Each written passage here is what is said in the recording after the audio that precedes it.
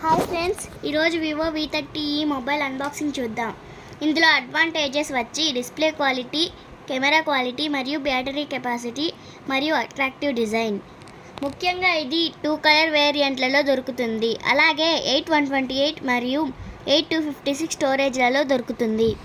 ఇక ఇందులో ప్రాసెసర్ వచ్చేసి స్నాప్డ్రాగన్ ఆక్టా కోర్ 2.2 GHzలో ఉంటుందండి. ఇక కెమెరా విషయానికి వస్తే back camera 50 MP plus 8 MP dual camera, front 50 MP camera ఉంటుంది.